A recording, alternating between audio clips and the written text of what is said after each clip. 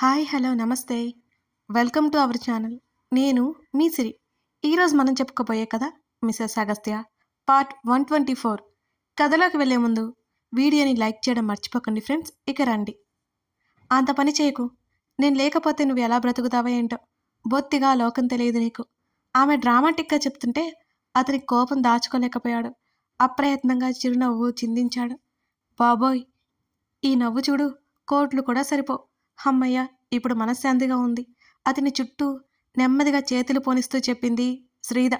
Over action ఆపు అన్నాడు అగస్త్య.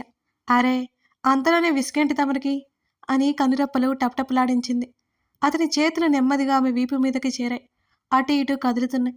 కళ్ళు దించి అతని ముఖంలోకి చూస్తోంది శ్రీద. అతను ఆమె ముఖంలోకి చూశాడు. అతని స్పర్శకి ఆమె కనులు అరమోడ్పులయ్యాయి. తల కిందకి దించి అతని చెంప మీద ముద్దు పెట్టుకుంది. అలాగే అతని ముక్కు మీద ముద్దు పెట్టుకుంది. ఆపై అతని పెదవులను దాటేసి గడ్డం మీద ముద్దు పెట్టుకుంది. క్షణాల్లో ఆమె తల వెనక చెయ్యేసి ముఖాన్ని ముందుకు లాక్కుని ఆమె పెదవులు అందుకున్నాడు అగస్త్య. ఆమె కనులు మరింత మత్తుగా మూసుకుపోయాయి. అతని చేతులు ఆమె శరీరం మీద పాకుతున్నాయి. కొట్టినందుకు గిల్టీ ఫీలింగ్ ఉంది అతనిలో. కానీ శ్రీద ఎంత చెప్పినా అస్సలు వినదు. చివరికి ఏదో ఒకటి చేసుకుని టెన్షన్ తెచ్చిపెడుతుందనేది అతని భయం. ఆమె కనిపించక 10 నిమిషాలు అతను ఎంత అల్లాడిపోయాడో అతనికే తెలుసు. అతని ముద్దులో గాఢత పెరుగుతుంటే ఊపిరాడలేదు శ్రీదకి. ఆమె పరిస్థితి గమనించి నెమ్మదిగా ఆమె పెదవులు వదిలాడు అగస్త్య. ఇంకోసారి పిచ్చి వేషాలు వేశావంటే నిజంగానే చంపేస్తా అని చెప్తూనే ఆమె పెదవులు మరోసారి అందుకున్నాడు అగస్త్య. ఊపిరి పీల్చుకోవడానికి కూడా కష్టమైపోయింది శ్రీదకి. అతను ఎప్పటికో నెమ్మదిగా వదిలాడు. 5 మినిట్స్ అంటూ ఆమె ముఖంలోకి చూశాడు. ఆమె గుర్రుగా చూసింది అతని వంక. 30 మినిట్స్ కిస్కి ఎప్పుడు రెడీగా ఉంటావో ఏంటో అంటూ ఆమె కంఠం కింద మరోసారి ముద్దు పెట్టుకున్నాడు అగస్త్య. అతని తలని తనలో దాచేసుకుని, నాకిప్పుడు పూర్తిగా అర్థమైంది. కావాలనే బెట్టు చేసి నన్ను ఇక్కడి వరకు రప్పించావు కదూ అని అంటూ అతని తలని నిమురుతూ అంది శ్రీద. అతను అలిగితే బుజ్జగించే వాళ్ళు అతని తల్లి తర్వాత ఎవరూ లేరు. తప్పు ఎవరిదైనా అతన్ని ఉన్నతంగా చూసే వాళ్ళు లేరు. అతను తన సర్కిల్లోనే ఉండిపోయాడు. అందరికీ దూరంగా, మౌనంగా, గంభీరంగా, కోపంగా ఎలాగో ఉండేవాడు. కానీ శ్రీద వచ్చాక ఆమె బుజ్జగింపులు, ఆమె ప్రేమ, ఆమె ఇష్టం అన్నీ అతనికి చాలా చాలా ఇష్టం. ఎంత అంటే చెప్పలేనంత. నేను మిస్టేక్ చేశాను కాబట్టి వదిలేస్తున్నా. లేకపోతేనా నీ మీద కోర్టులో కేసు వేద్దును చెప్తూనే అతని ముఖాన్ని చేతుల మధ్య తీసుకుని అతని కళ్ళల్లోకి చూసింది శ్రీద. ఏడ్చావులే అన్నట్టున్నాయి అతని చూపులు. అతని చొక్కా బటన్ని నెమ్మదిగా పెట్టి షర్టు సరిచేసింది శ్రీద. అయినా నీకంత పొగరేంటోయ్? అతని 2 చెంపలు గట్టిగా లాగి వదిలేసింది కోపంగా. నువ్వు చేసే తిక్క పనులకి కోపం, పొగరు వాటంతట అవే వస్తాయి. మరోసారి ఆమె కంఠం మీద పెదవులు తాకిస్తూ చెప్పాడు అగస్త్య. ఆమె కనులు మరోసారి మూసుకుపోయాయి. మాట్లాడుతున్నాను కదా, మరోలా హ్యాండిల్ చేస్తావేంటి నన్ను? ఆమె మాట్లాడుతుండగానే అతని మొద్దు ఆమె హృదయంలోకి పాతుకుపోయింది ఒక్కసారిగా. ఆమె నుంచి చిన్న నిట్టూర్పు అతని తలను అప్రయత్నంగా గుండెలకి హత్తుకుంది. మాట్లాడనివ్వవా నన్ను అని అడుగుతూనే దగ్గరికి లాక్కుంది శ్రీద. మాట్లాడుకో, నిన్నెవడు ఆపాడిప్పుడు? నీ నోటిని నేనేమైనా కుట్టేశానా అని చిన్నగా అడుగుతూనే ఆమె భుజం దగ్గర డ్రెస్ పక్కకి లాగాడు.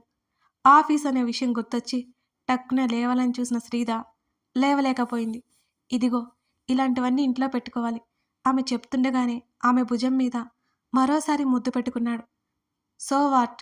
అంతకంతకు అతని మాటల్లో చేతల్లో మార్పు తెలుస్తుంటే శ్రీద మిన్నుకుండిపోయిందిగా. తనేం చెప్పినా వినడని ఆమెకు తెలుసు. ఈ చండశాసనుడు మంచు కొండలు అయిపోయాడేంటి అని అడుగుతూ బలవంతంగా అతని తలని దూరం జరిపింది. నా ఈగో సాటిస్ఫై అయింది అనగానే పళ్ళు కొరికింది శ్రీద. బాబోయ్, ఇప్పుడు వదిలే నన్ను అడుగుతుంటే అసలు వదిలే ఉద్దేశమే లేనట్టు మరింత దగ్గరగా పట్టుకుని ఆమె చుట్టూ చేయేసి హత్తుకుని వర్క్ ఉంది, డిస్టర్బ్ చేయొద్దంటూ తన పిఏకి కాల్ చేశాడు.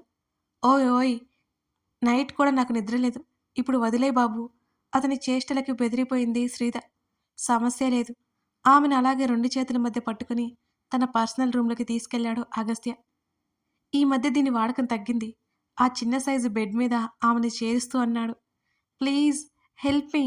ఇతని నుంచి నన్నెవరైనా కాపాడండి అని శ్రీద అరుస్తూ ఉండగానే ఆమె మీద చేరిపోయాడు. ఇది అన్యాయం తెలుసా? పిక్కమొహం వేసింది శ్రీద. శ్రీద ఫోన్ మోగింది. ఆమె మీద నుంచి లేవకుండానే బ్యాగ్ అందుకొని ఫోన్ తీశాడు. స్విచ్ ఆఫ్ చేయబోయి విన్నీ అవడంతో అతను కాల్ లిఫ్ట్ చేశాడు. చెప్పు వినిలా? అగస్త్య వాయిస్ విన్ని కాస్త తడబడింది. ఆర్డర్స్ వస్తున్నాయి సార్. శ్రీదకి ఇన్ఫార్మ్ చేద్దామని కాల్ చేశాను. విన్నీ చెప్పగానే శ్రీద సంతోషంతో అరవబోతుండగా ఆమె నోటికి చెయ్యడ్డు పెట్టాడు అగస్త్య. శ్రీద అతని వైపు చాలా అంటే చాలా కోపంగా చూసింది. ఓ కంగ్రాట్స్. తను బిజీగా ఉంది. నేను ఇన్ఫర్మేషన్ ఇస్తాను అని కాల్ కట్ చేశాడు. అప్పటికే గింజుకుంటున్న శ్రీద చేతిని తప్పించాడు. నన్ను మాట్లాడనివ్వేంటి? ఆర్డర్స్ వస్తున్నాయట. ఆమె కళ్ళల్లో మెరుపు చూస్తూనే ఆమె పెదవులందుకున్నాడు. అని గింజుకోసాగింది శ్రీద.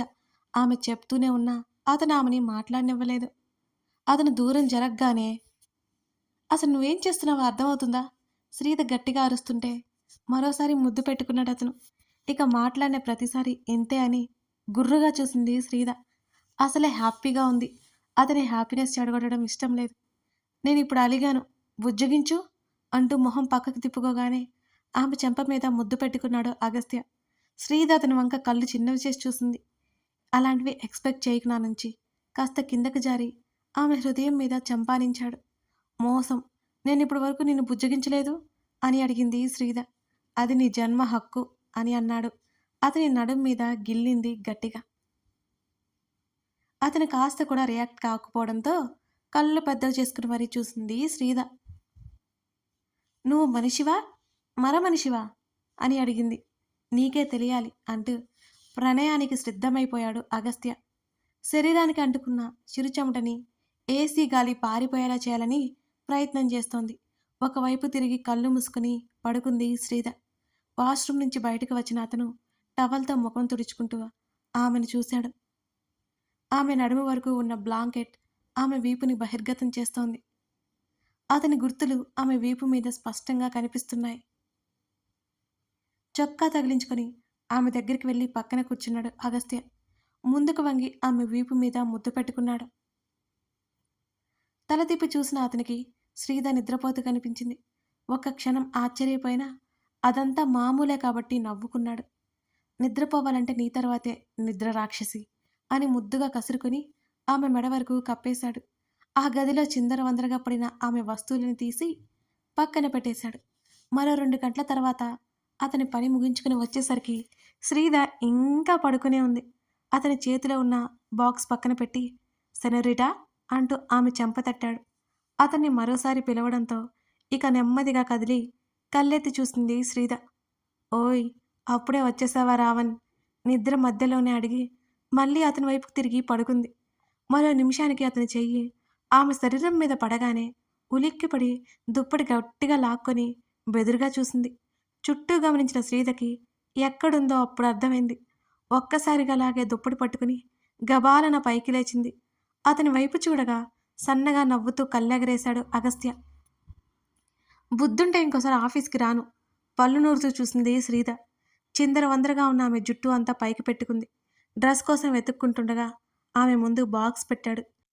వేడివేడిగా బిర్యానీ కనిపించగానే పోయిన ఆకలి మళ్ళీ గుర్తుకొచ్చింది శ్రీదకి. ఇటివ్వు, ఆకలి దంచేస్తుంది అంటూ అది తినసాగింది. ఆమెనే చూస్తున్నాడతను.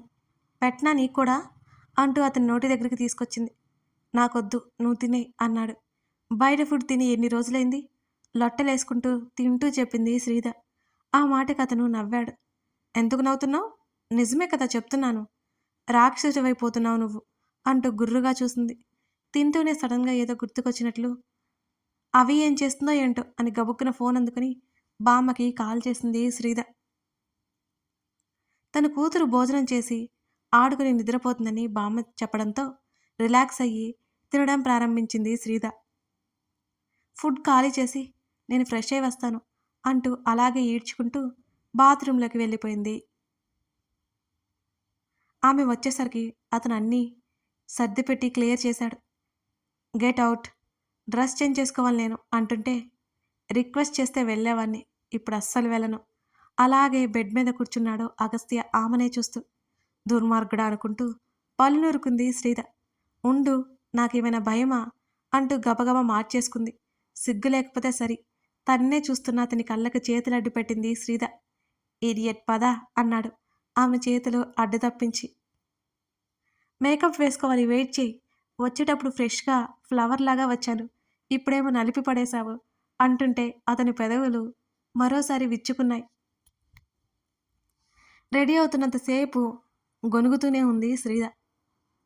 మరోవైపు రామ్ కళ ఇద్దరు కళ వాళ్ళ ఊరెళ్ళి స్థలం గురించి అడిగితే కళ పెదనాన్న బాబాయిలు ఇవ్వనని చెప్పారు. కనీసం తల్లిదండ్రులు లేని కళని ప్రేమగా దగ్గరికి తీసుకోవడం మినహాయించి ఇంకా ఆమెకున్న ఆ కొద్దిపడి ఆస్తి లాక్కోవాలని చూస్తున్న వాళ్ళని చూస్తుంటే చితక్కొట్టాలనిపించింది రామ్కి. వాళ్ళు ఆ స్థలం వాళ్ళదేనంటూ వారిస్తుంటే తిరిగి వచ్చేసి కోర్టులో కేసు వేశారు. వారం రోజుల్లో ఆ స్థలం కలకే అన్న తీర్పు వచ్చేసింది. దిక్కు మొక్కు లేని కళని ఇలా ఎదిరిస్తుందని వాళ్ళు అస్సలు ఊహించలేదు. ఇన్ని రోజులు ఆ స్థలాన్ని వాడుకునేందుకు జరిమానా కూడా కట్టారు కోర్టు తీర్పుతో. ఆ తతంగమంతా 10 రోజుల పైనే పట్టింది వాళ్ళకి. వాయిదాలు 2 మాత్రమే కాబట్టి ఎక్కువ రోజులు పట్టలేదు కోర్టు కేసు. ఆ స్థలం తాలూకా పత్రాలు శ్రీకళ పేరు మీద రిజిస్టర్ అయి ఉండడంతో ఇక వెంటనే ఆమె స్థలం ఆమెకే వచ్చేసింది.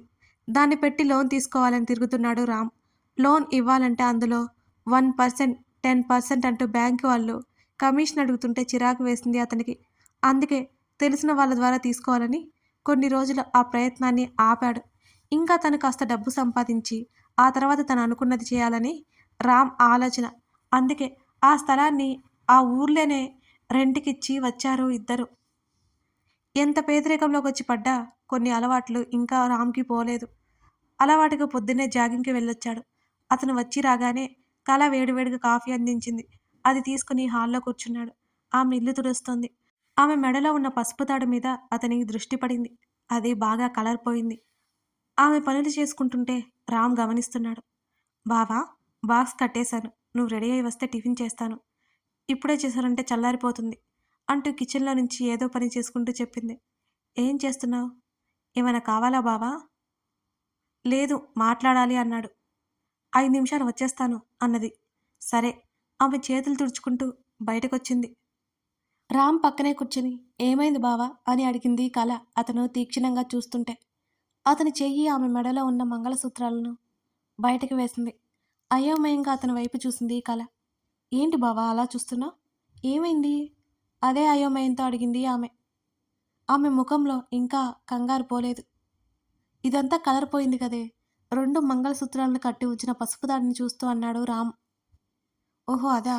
నేను ఈవినింగ్ వెళ్ళి పక్కనే షాప్ ఉందిలే, చైన్ తెచ్చుకుంటానులే అని అంటూ సులువుగా నవ్వేసింది కళ. అదేంటి, నీ దగ్గర అంత మనీ లేవు కదా? అతను ఆమె వైపు చూశాడు. ఎందుకు లేవు? నువ్వు నా ఖర్చులకి ఇస్తావు కదా, అవి ఉన్నాయి అంటూ భుజాలు కదిలించింది. ఆ మనీకి గోల్డ్ చైన్ ఎలా వస్తుంది? రామ్ మాటలకు కళ్ళెత్తి ఆశ్చర్యంగా చూసింది కళ. పర్లేదు బావా, నిదానంగా తెచ్చుకోవచ్చులే. ప్రస్తుతానికి అది తెచ్చుకుంటాను, రోల్డ్ గోల్డ్‌ది. స్నానం చేసి రాపో, ఆఫీస్‌కి టైం అవుతుంది అంటూ లేవబోతున్న ఆమె చేతిని పట్టుకున్నాడు. ఏంటన్నట్టు అతని వైపు చూస్తుంది కళ. ఈవినింగ్ రెడీగా ఉండు, బయటికి వెళ్దాం అని చెప్పాడు రామ్. దీనికోసం నువ్వెందుకు శ్రమ?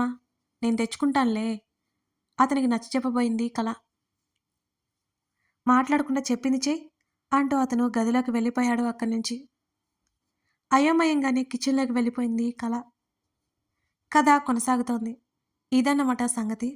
ప్రస్తుతం రామ్ శ్రీకళ జీవితాలు ఇలా వెళ్ళిపోతుంటే అగస్త్య శ్రీధ కిల్లికజ్జాలతో కథ ముందుకు నడుస్తోంది. నెక్స్ట్ ఏం జరుగుతుందో మిస్ చేయకుండా చూడండి. మీరు ఈ కథని లైక్ చేస్తున్నారా? ఎట్టి పరిస్థితులను చదివిన వారంట లైక్ చేయడం మర్చిపోకండి ఫ్రెండ్స్. మన ఓల్డ్ వ్యూవర్స్ తప్పకుండా తిరిగి రావాలంటే మీ లైక్స్ వల్ల మన అంటే మన వీడియో ఉంటుంది కదా, అది వాళ్ళకి వెళ్తుంది, కొత్త వాళ్ళకి వెళ్తుంది. అప్పుడు నేను మళ్ళీ స్టోరీస్ ఇస్తున్నట్టు తెలిసి మళ్ళీ మన వ్యూవర్స్ వచ్చేస్తారు. మిస్ చేయకండి friends. Thank you for watching this video.